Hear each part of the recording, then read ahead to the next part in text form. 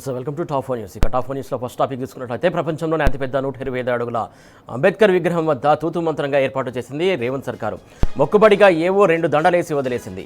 ఇక అంబేద్కర్ మ్యూజియం లోపలికి సందర్శకులకు అనుమతి ఇవ్వలేదు. కేవలం గేట్ లోపలికి మాత్రమే పోనిచ్చారు. దీంతో విజిటర్లు నిరాశగా వెనుతిరిగారు. ఇక రెండో టాపిక్ తీసుకున్నట్లయితే జనగర్జనకు జగిత్యాల సిద్ధమవుతోంది. కాంగ్రెస్ పార్టీ అరాచక పాలనకు వ్యతిరేకంగా గలమెత్తేందుకు సిద్ధమైంది. ఈ నెల 20న జగిత్యాలలో భారీ బహిరంగ సభ జరగబోతోంది. కాంగ్రెస్ సీనియర్ నేత జీవన్ రెడ్డితో పాటు వందలాది మంది కాంగ్రెస్ నేతలు, వేలాది మంది కార్యకర్తలు కేసీఆర్ సమక్షంలో గులాబీ పార్టీలో చేరుతారు. ఇక మూడో టాపిక్ చూసుకున్నట్లయితే జగిత్యాల కాంగ్రెస్లో విభేదాలు ముదిరి పాకన పట్టాయి. ఎమ్మెల్యే సంజయ్ వర్సెస్ మంత్రి అడ్డూరి వర్గం అన్నట్టుగా సీన్ మారిపోయింది. సంజయ్ సంగతి సీఎం దగ్గరే తేల్చుకుంటామని అడ్డూరి వర్గం హైదరాబాద్ బయలుదేరింది. ఇక నాలుగో టాపిక్ చూసుకున్నట్లయితే ప్రజాకంటక కాంగ్రెస్ సర్కారుపై ఖమ్మం జిల్లా రైతులు తిరగబడుతున్నారు. మక్క కొనుగోలు ఎప్పుడు చేస్తారని నిలదీస్తున్నారు. వైరా మండలం గొల్లపూడి గ్రామంలో జాతీయ రహదారిపై రాస్తారోకో చేపట్టారు. పంట ఎప్పుడు కొంటారో చెప్పాలని సర్కారును డిమాండ్ చేశారు. టాప్ 4 హెడ్లైన్స్ ఒకసారి చూద్దాం. ఇక టాప్ 1 న్యూస్ చూస్తున్నాం. అంబేద్కర్ విగ్రహానికి మరోసారి అవమానం, సర్కారు ఏర్పాట్లు తూతూ మంత్రం. టాప్ 2 న్యూస్ చూస్తున్నాం. రణగర్జనకు జైత్యాల సై, 20న భారీ బహిరంగ సభతో సమరభేరి. ఇక టాప్ 3 న్యూస్ చూస్తున్నాం. జగిత్యాల కాంగ్రెస్లో ఆగని రచ్చ, సీఎం వద్దకు పంచాయతీ. ఇక టాప్ 4 న్యూస్ చూస్తున్నాం. వైరాలో మక్క రైతుల ఆగ్రహం, పంట ఎప్పుడు కొంటారని నిలదీత.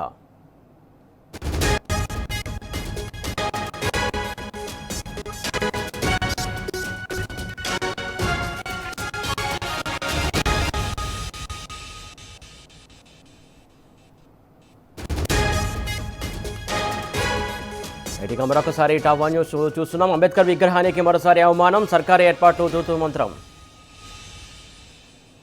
అలాగే టాప్ 2 న్యూస్ చూస్తున్నాం. రణగర్జనకు జగిత్యాల సై, 20న భారీ బహిరంగ సభతో సమరభేరి. అలాగే టాప్ 3 న్యూస్ చూస్తున్నాం. జగిత్యాల కాంగ్రెస్లో ఆగని రచ్చ, సీఎం వద్దకు పంచాయతీ. ఇక టాప్ 4 న్యూస్ చూస్తున్నాం. వైరాలో మక్క రైతుల ఆగ్రహం, పంట ఎప్పుడు కొంటారని నిలదీత.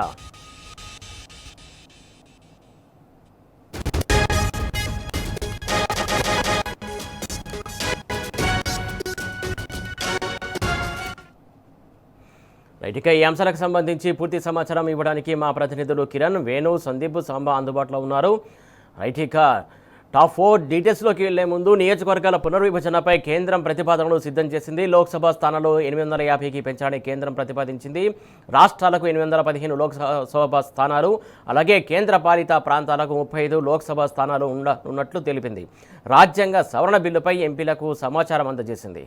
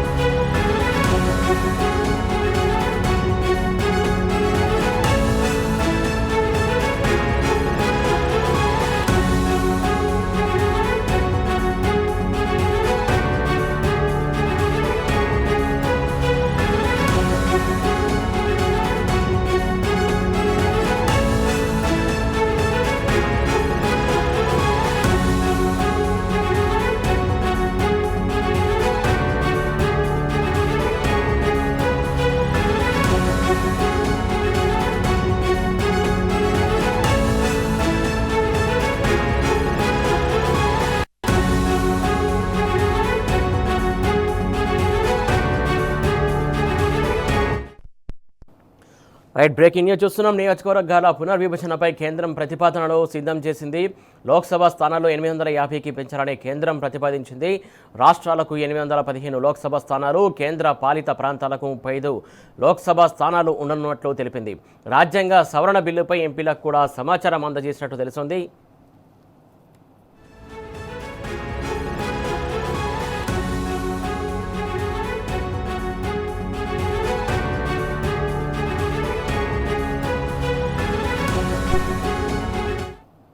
రైట్, రాజ్యాంగ సవరణ సంబంధించి ఎంపీలకు కూడా సమాచారం ఇచ్చినట్టు తెలిసింది. మొత్తానికి లోక్సభ స్థానాలకు 850కి పెంచాలని కూడా ప్రణాళిక సిద్ధం చేసినట్టు తెలిసింది. కేంద్రం దీనికి సంబంధించి తాజా అప్డేట్స్ మా ఢిల్లీ ప్రతినిధి సురేష్ అందించడానికి సిద్ధంగా ఉన్నాడు. సురేష్, చెప్పండి, మొత్తానికి ఎట్టకేలకు ఏదైతే రాజ్యాంగ సవరణకు సంబంధించి ఎంపీలకు సమాచారం ఇచ్చినట్టు తెలిసింది. మొత్తం 850 లోక్సభ స్థానాలు పెంచాలని కూడా కేంద్రం ప్రతిపాదన చేసినట్టు తెలిసింది. దీనికి సంబంధించి డీటెయిల్స్ ఏంటి? ఆర్టికల్ 82 ఇండియన్ కాన్స్టిట్యూషన్ ప్రకారం రాజ్యాంగం చట్టపరమైనటువంటి ఆధారంగా ప్రతి జనగణనను తీసుకొని ఈ ఆర్టికల్ 170 ప్రకారం ప్రస్తుతం నియోజకవర్గాల పునర్విభజన తీసుకునే దిశగా లోక్సభ అలాగే అసెంబ్లీ నియోజకవర్గాల సరిహద్దులు, సీట్ల సంఖ్యను జనాభా మార్పుల ప్రకారం తిరిగి నిర్ణయించేందుకు ఈ ప్రతిపాదనను కేంద్ర ప్రభుత్వం డీలిమిటేషన్ కమిషన్ ఆఫ్ ఇండియాను తీసుకొచ్చింది. ఫైనల్ నిర్ణయాలను కేంద్రం తీసుకున్నట్టుగా తెలుస్తుంది. 850 వరకు లోక్సభ స్థానాలు ఉండే దిశగా ఇప్పటికే కేంద్రం నిర్ణయం తీసుకున్నట్టుగా తెలిసినటువంటి సమాచారం. ఇటు జనాభాధికంగా భౌగోళిక విస్తీర్ణం ఆధారంగా ఎస్సీ ఎస్టీ రిజర్వేషన్ నిష్పత్తిని బేస్ చేసుకుని ఈ నిర్ణయం తీసుకున్నట్టుగా మనకు అందుతున్నటువంటి సమాచారం. గతంలో చూసుకుంటే 1952, 63, 73, 2002 గత రెండులో డీలిమిటేషన్స్ జరిగినటువంటి సిచ్యువేషన్. అలాగే మహిళా రిజర్వేషన్ బిల్లును కూడా అమలు చేసే దిశగా మొత్తం 16, 17, 18 3 రోజుల పాటు పార్లమెంట్ లో ప్రత్యేక సమావేశాలకు పిలిచినటువంటి పరిస్థితి. ఇందులో మహిళా రిజర్వేషన్ బిల్లుకు సంబంధించి అమెండ్మెంట్ తీసుకొచ్చి అమలు చేసే దిశగా, అలాగే ఈ సీట్ల పెంపు అంశం విషయం పైన కూడా కేంద్రం బిల్లును పాస్ చేసే దిశగా ముందుకెళ్తున్నటువంటి అవకాశాలు కనపడుతున్నాయి. జనాభా దిశగా అసమానతలు ఉన్నటువంటి విషయం కారణంగా ఇటు నార్త్ స్టేట్స్ అలాగే సౌదర్న్ స్టేట్స్ కు సంబంధించి ప్రస్తుతం అయితే గొడవ ఆయా రీజనల్ పార్టీస్, నేషనల్ పార్టీస్ వ్యక్తపడుతున్నటువంటి పరిస్థితి. జనాభా ప్రతిపాదికంగా ముందుకెళ్తున్నటువంటి విషయం కాబట్టి సదరన్ పార్ట్స్ లో పూర్తి స్థాయిలో పాపులేషన్ కంట్రోల్ ఉంది. దాంతోపాటు డెమోగ్రఫీ విషయంలో ఎటువంటి ఇబ్బంది లేనటువంటి సిచ్యువేషన్ ఉన్నటువంటి సదరన్ స్టేట్స్ మాత్రం దీన్ని పూర్తిగా వ్యతిరేకిస్తున్నటువంటి పరిస్థితి. ఇటు యూపీ జనాభాను చూసుకుంటే 24 కోట్ల పైన ఉంది.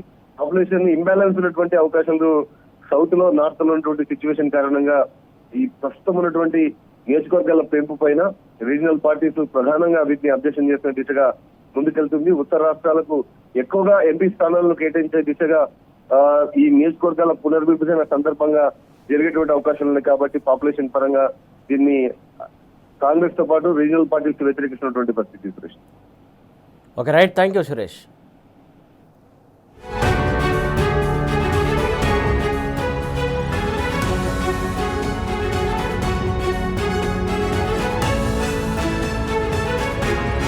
రెండు కాదు, 10, 20 కాదు, ఏకంగా 125 అడుగుల అంబేద్కర్ విగ్రహం ప్రపంచంలోనే ఎక్కడా లేదు.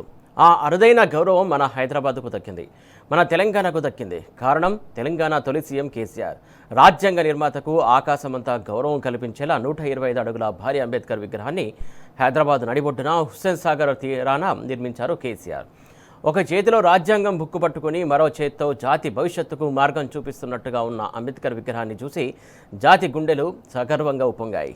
బీఆర్ఎస్ హయాంలో భారీ అంబేద్కర్ విగ్రహానికి జయంతి నాడు, వర్ధంతి నాడు ఘనంగా గౌరవంగా నివాళులు అందేవి. జాతి నిర్మాతను, ఆ మహనీయుడిని గత బీఆర్ఎస్ ప్రభుత్వం గుండెల నిండుగా స్మరించుకునేది. 125 అడుగుల అంబేద్కర్ విగ్రహం కిందనే అద్భుతమైన మ్యూజియం కూడా నిర్మించింది. దేశం నలుమూలల నుంచి వచ్చే సందర్శకులు భారీ అంబేద్కర్ విగ్రహాన్ని కళ్ళారా చూసి ఉప్పొంగిన గుండెలతో తిరిగి వెళ్లేవారు. కానీ ఇప్పుడేం జరుగుతోంది? కాంగ్రెస్ సర్కారు వచ్చి అంబేద్కర్ విగ్రహంపై కక్ష కట్టింది. గత 2.5 ఏళ్లలో కాంగ్రెస్ సర్కారు తరపున ఒక్క దండ వేసింది లేదు, దండం పెట్టింది లేదు. పైగా అంబేద్కర్ విగ్రహం క్యాంపస్ గేట్లకు తాళాలు పెట్టారు. ఎవరినీ లోపలికి అనుమతించడం లేదు. సందర్శకులు వస్తే నిర్దాక్షిణంగా తిప్పి పంపిస్తున్నారు. ఎందుకంటే లోపలికి వెళ్ళి చూసిన వారికి కేసీఆర్ గుర్తొస్తారు కాబట్టి, ఆయన కట్టించిన అంబేద్కర్ విగ్రహానికి ప్రశంసలు అందుతాయి కాబట్టి. ఆనవాళ్లు చెరిపే కుట్రలో భాగంగానే మహా అంబేద్కర్ స్టాచ్యూకు తాళాలు వేసింది కాంగ్రెస్ సర్కారు. అంబేద్కర్ జయంతి వేడుకలను ఘనంగా చేస్తున్నామని డబ్బా కొట్టుకుంటున్న రేవంత్ ప్రభుత్వం ప్రపంచంలోనే అతిపెద్ద అంబేద్కర్ విగ్రహం వద్ద తూతూ మంత్రంగా ఏర్పాటు చేసింది. మొక్కుబడిగా ఏవో 2 దండలేసి వదిలేశారు ఈ పాలకులు. అంబేద్కర్ జయంతి సందర్భంగా అంబేద్కర్ మ్యూజియాన్ని ఆర్భాటంగా ప్రారంభించారు, కానీ లోపలికి వెళ్లి చూడటానికి మాత్రం సందర్శకులకు అనుమతి ఇవ్వలేదు. మ్యూజియం లోపలికి సామాన్యులెవరిని అలో చేయలేదు. కేవలం గేట్ లోపలికి మాత్రమే పోనిచ్చారు. మ్యూజియం దగ్గరికి అడుగు కూడా పెట్టనివ్వడం లేదు. దీంతో ఎక్కడికక్కడ నుంచో వచ్చి అంబేద్కర్ అభిమానులు నిరాశగా వెనుదిరుగుతున్నారు. ఏం రేవంత్, సందర్శకులు ఆ మ్యూజియం చూస్తే క్రెడిట్ అంతా కేసీఆర్కు పోతుందనే కానీ భయం కాదంటావా? రైట్, దీనికి సంబంధించి పూర్తి అప్డేట్స్ మా కరెస్పాండెంట్ కిరణ్ అందిస్తారు. కిరణ్, చెప్పండి, అంబేద్కర్ విగ్రహం వద్దకు సామాన్యులకు నో ఎంట్రీ అనే అంశానికి సంబంధించి మనం చూస్తా ఉన్నాం. ప్రధానంగా ఎందుకు సామాన్యులకు అనుమతి ఇవ్వట్లేదు అనుకోవాలి? ప్రధానంగా ప్రభుత్వము 125 అడుగుల అంబేద్కర్ విగ్రహాన్ని ప్రపంచంలోనే ఎక్కడా లేని విధంగా దాన్ని నిర్మించింది. దాన్ని శంకుస్థాపన చేసినప్పటి నుంచి ప్రారంభించే వరకు కూడా అనుక్షణం ఆ అంబేద్కర్ విగ్రహానికి సంబంధించినటువంటి పనులు కావచ్చు, ఏర్పాట్లు కావచ్చు, విగ్రహ నిర్మాణానికి సంబంధించినటువంటి పలు సమీక్షలు కూడా నిర్వహించింది. అయితే బీఆర్ఎస్ ప్రభుత్వం ఉన్నప్పుడే ఆ విగ్రహం ప్రారంభమైంది. ఆ తర్వాత ఎలక్షన్స్ రావడంతో అందులో ఉన్నటువంటి మ్యూజియంస్ అన్ని కూడా పూర్తయిపోయాయి. తర్వాత ఎలక్షన్స్ రావటం, ఆ తర్వాత కాంగ్రెస్ ప్రభుత్వం అధికారంలోకి వచ్చింది. గత ప్రభుత్వం నిర్మించినటువంటి ఈ నిర్మాణం ఏదైతే ఉందో, గత ప్రభుత్వానికి పేరు వస్తుందన్న కారణం కొద్దీ కాంగ్రెస్ ప్రభుత్వం దాదాపు 2 సంవత్సరాలు, ఎందుకంటే 28 నెలల కాలంలో 2 సార్లు అంబేద్కర్ జయంతి వచ్చింది, అంబేద్కర్ వర్ధంతి కూడా 2 సార్లు వచ్చింది. అయితే కనీసం ఒక దండ వేయలేదు, కనీసం ఒక కార్యక్రమం కూడా అక్కడ నిర్వహించలేదు. కేవలం ట్యాంక్ బండ్ వద్ద ఉన్నటువంటి అంబేద్కర్ విగ్రహాన్ని మాత్రమే కార్యక్రమాలు చేపడుతున్నారు. ఎందుకంటే ప్రపంచంలో ఎక్కడా లేని విధంగా అంబేద్కర్ మహాశయునికి సంబంధించినటువంటి భారీ విగ్రహం అనేది ప్రపంచంలో ఎక్కడా లేదు. ఈ కార్యక్రమాన్ని గత ప్రభుత్వం తీసుకొచ్చిందన్న కారణం కొద్దే తీసుకొచ్చినటువంటి పరిస్థితులు కనిపిస్తుంది. వివిధ రాష్ట్రాలు, అంటే మహారాష్ట్ర నుంచి పెద్ద మొత్తంలో ఉన్నటువంటి అంబేద్కర్ అభిమానులు ఈ రోజు గత 3 సంవత్సరాల నుంచి కూడా వస్తున్నారు. ఈ రోజు అత్యధికంగా వచ్చినటువంటి నేపథ్యంలో గత 14 రోజుల కింద ఈసారి కనుక గేట్లు తెరవకుండా, అక్కడ కనీసం ఏర్పాట్లు చేయకుండా ఉంటే మాత్రం గేట్లు బద్దలు కొట్టి ఖచ్చితంగా మేము లోపలికి వెళ్తామంటూ కూడా బీఆర్ఎస్ వర్కింగ్ ప్రెసిడెంట్ కేటీఆర్ సవాల్ విసిరారు. ఉన్నటువంటి పూర్తి స్థాయిలో ఈ రోజు ఏదో మొక్కుబడిగా కొన్ని కార్యక్రమాలు మాత్రమే చేపట్టారు. ఏదైతే కొన్ని పూలదండలు వేసి అక్కడ ఉన్నటువంటి అలంకరణ కార్యక్రమాలు మాత్రమే చేశారు. ఎక్కడ కూడా కనీసం సాంస్కృతిక కార్యక్రమాలు కావచ్చు, లేదంటే ఉన్నటువంటి మ్యూజియంను సామాన్యులకు ఎవరికి కూడా అనుమతించలేదు. వచ్చినటువంటి వాళ్ళందరూ కూడా నిరాశగా వెళ్లి తిరిగినటువంటి పరిస్థితి. లోపల ఏముందని ఆసక్తిగా వెళ్లేటువంటి వాళ్ళందరికీ కూడా నిరాశ ఎదురైంది. వాళ్ళంతా కూడా చాలా మంది కూడా ఈ రోజు మనం మాట్లాడినటువంటి సందర్భంలో కూడా కొడంగల్ నుంచి కూడా పెద్ద మొత్తంలో వచ్చారు. వారు కూడా గత ప్రభుత్వం నిర్మించింది ఇంత పెద్ద విగ్రహం పెట్టారంటే అది సామాన్యమైనటువంటి విషయం కాదు. ఏ రాష్ట్ర ప్రభుత్వం చేపట్టినటువంటి పనులు ఇక్కడ చేపట్టారు, దాన్ని ఖచ్చితంగా మేము చూడాలని వస్తే ఇక్కడ మాకు నిరాశ ఎదురైంది. కేవలం గేట్ లోపలికి మాత్రమే అనుమతించారు. గేట్ లోపలికి వస్తే బయట నుంచి కూడా అంబేద్కర్ ను చూడొచ్చు, లోపలి నుంచి వచ్చినా చూడొచ్చు. కానీ లోపల ఏర్పాటు చేసినటువంటి గదులు ఏవైతే ఉన్నాయో, అలా ఒక మ్యూజియం ఉంది, ఒక మినీ థియేటర్ ఉంది. లోపల అంబేద్కర్ మహాశయునికి సంబంధించినటువంటి గొప్ప విషయాలు తెలుసుకునేందుకు మేము వస్తే కనీసం మమ్మల్ని చూడని వట్టేదంటూ కూడా వాళ్ళు నిరాశగా వెనుతిరిగినటువంటి పరిస్థితి కనబడుతుంది. ఉదయాన్నే మొక్కుబడిగా కేవలం డిప్యూటీ సీఎం బట్టి విక్రమార్క కావచ్చు, మంత్రులు పొన్నం ప్రభాకర్ తో పాటు, అడ్లూరు లక్ష్మణ్ తో పాటు, జూపల్లి కృష్ణారావు, అంతేకాకుండా టీపీసీసీ చీఫ్ మహేష్ కుమార్ గౌడ్ వచ్చి వెళ్లి మాట్లాడిపోయారు తప్ప కనీసం అక్కడ ఉన్నటువంటి ఒక కార్యక్రమాన్ని కావచ్చు, అక్కడ ఏర్పాట్లు కావచ్చు, అవేవి కూడా చేపట్టినటువంటి పరిస్థితులు కనిపించాయి. సామాన్యులు కూడా నిరాశగా వెనుతిరిగి వెళ్ళిపోయినటువంటి పరిస్థితులు మనకు కనిపించాయి. వాళ్ళు కూడా చాలా ఆగ్రహంగా మాట్లాడినటువంటి పరిస్థితులు మనకు కనిపించినటువంటి దృశ్యాలు అయితే అక్కడ కనిపించాయి. Right, thank you Kiran.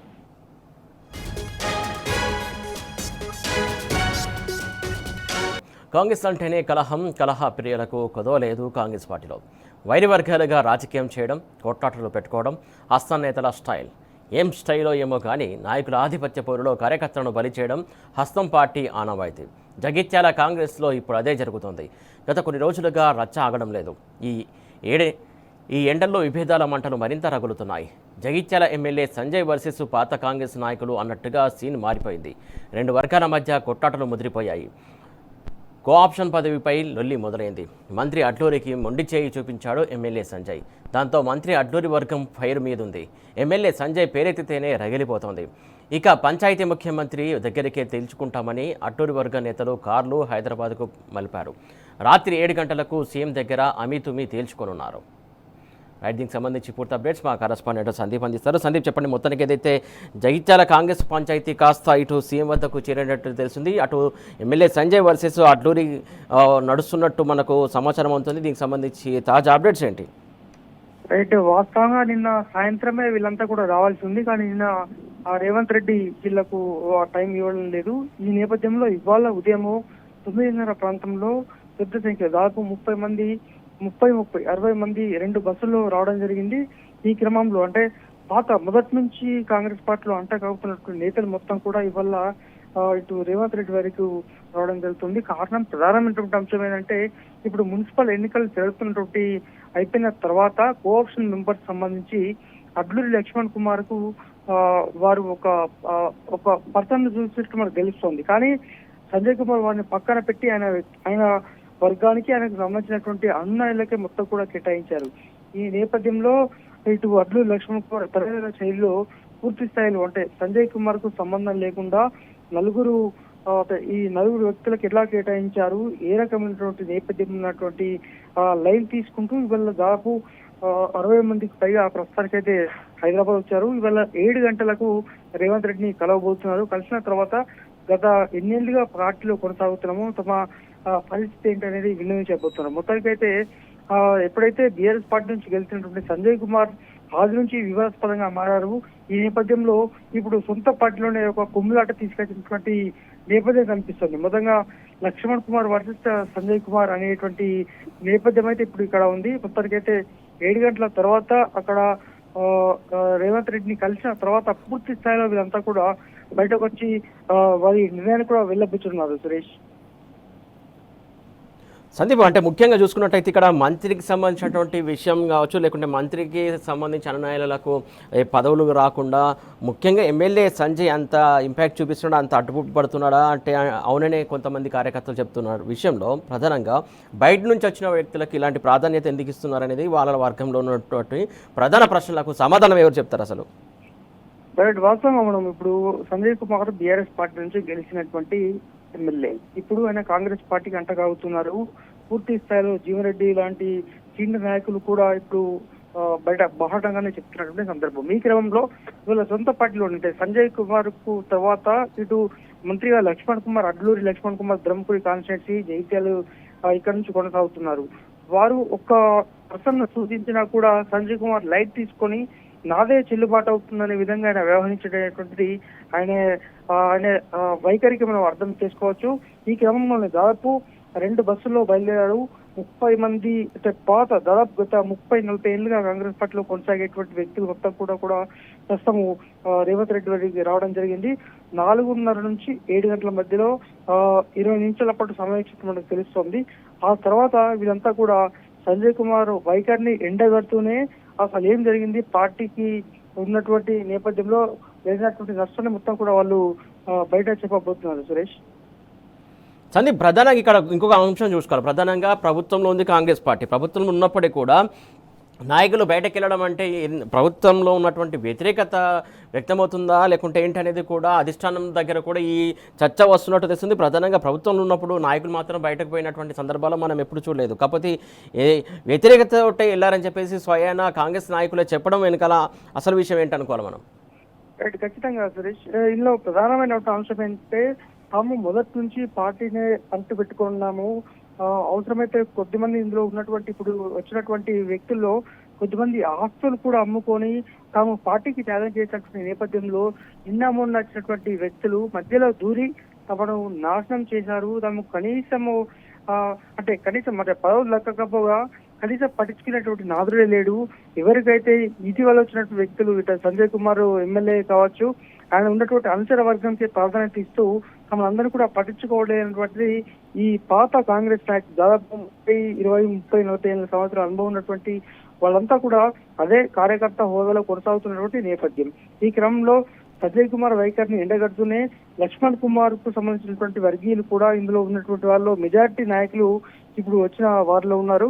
వారంతా కూడా అయితే ఇందులో ప్రధానమైనటువంటి అంశం ఏంటంటే రేవంత్ రెడ్డి కలిసేటువంటి ఈ వర్గంలో మొత్తం వారికి అపాయింట్మెంట్ ఇచ్చింది కూడా ఇటు అడ్లూరి లక్ష్మణ్ కుమార్ మనం చెప్పుకోవచ్చు. వారే వీళ్ళందరికీ కూడా అపాయింట్మెంట్ ఇచ్చి వారిని పిలిపించి మాట్లాడేటువంటి సందర్భం అయితే కొనసాగుతుంది. మొత్తంగా నామినేటెడ్ పోస్టులు మొదలుకుంటే ప్రతి చిన్న స్థాయి ఇవాళ కోఆప్షన్ మెంబర్ వరకు కూడా ప్రతి దాంట్లో కూడా సంజయ్ కుమార్ ఆయన మార్పు చూపెట్టుకుంటూనే సీనియర్ కార్యకర్తలకు అన్యాయం చేస్తున్నటువంటిది వీళ్ళు చెప్తున్న వాదన. ఈ క్రమంలో మరొక గంట 2 గంటల్లో వీళ్ళంతా రేవంత్ రెడ్డిని కలిసిన తర్వాత పూర్తి స్థాయిలో తమ నిర్ణయాన్ని అక్కడే హైదరాబాద్ వేదికగానే వీళ్ళంతా వెల్లడించబోతున్నారు. Suresh, thank you Sandeep.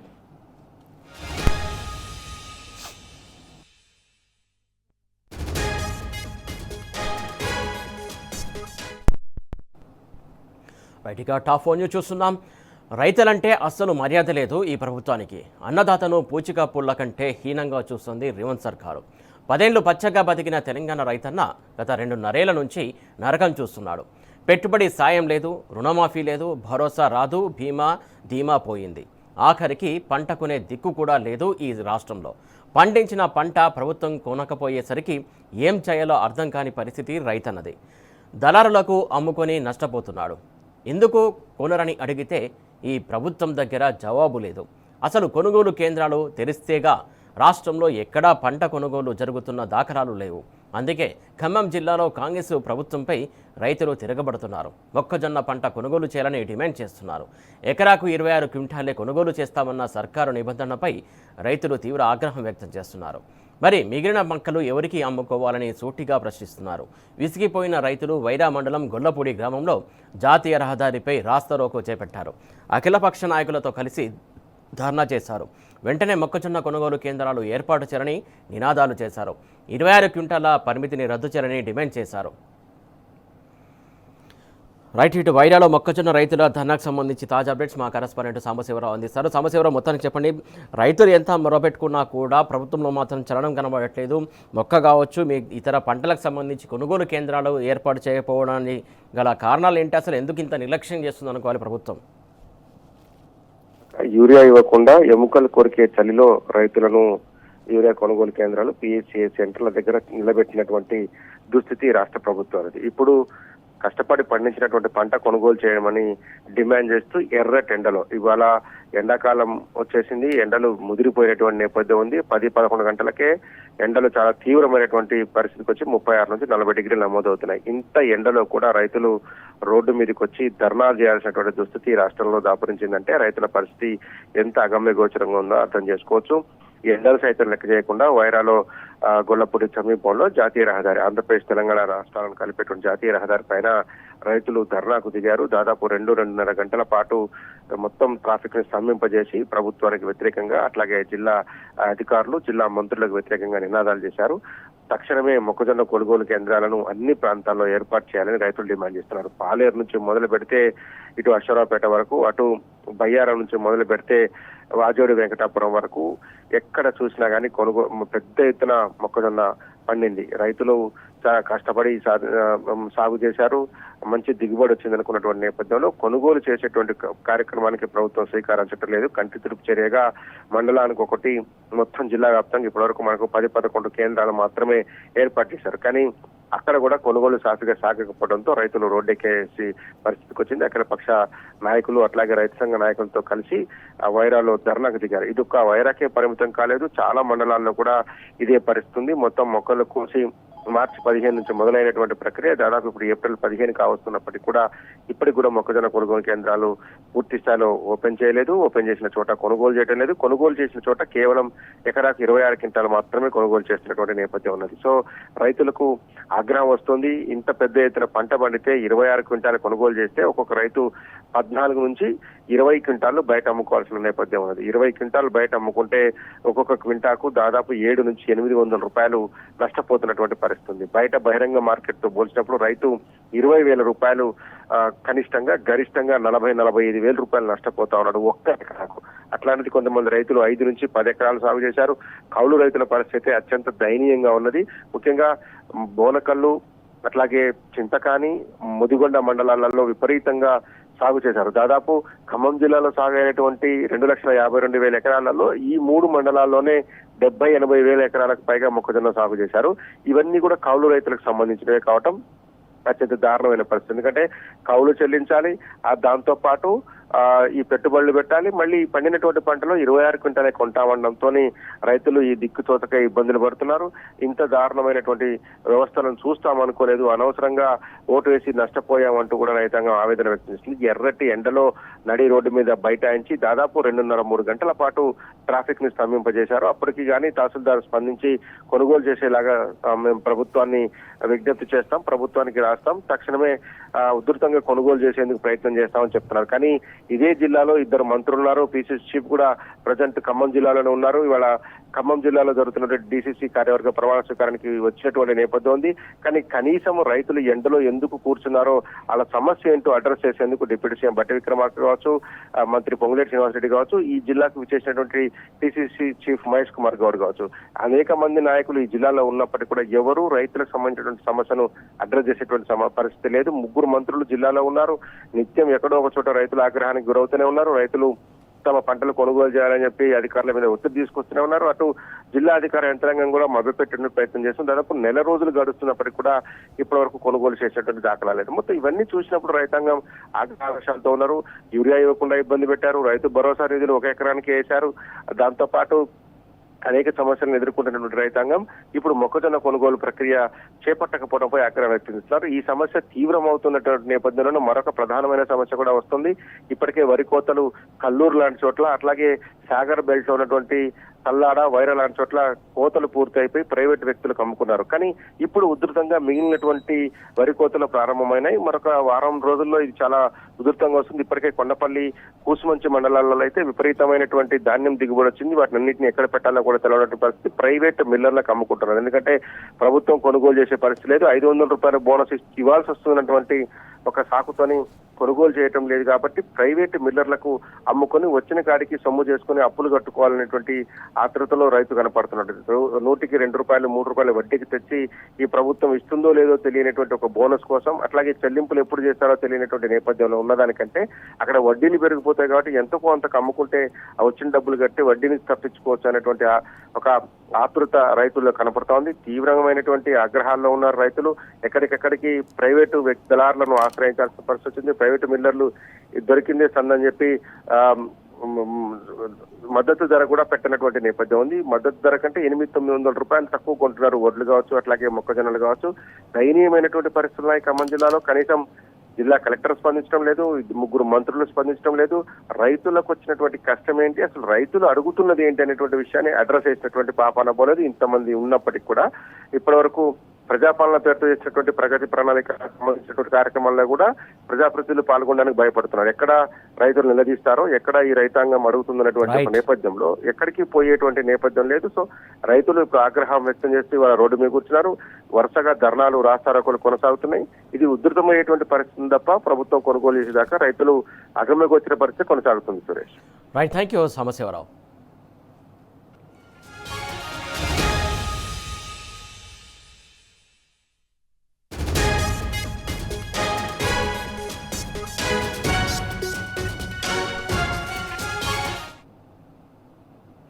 Right, ఇవి ఇవాల్టి top 4 news updates. Keep watching tea news.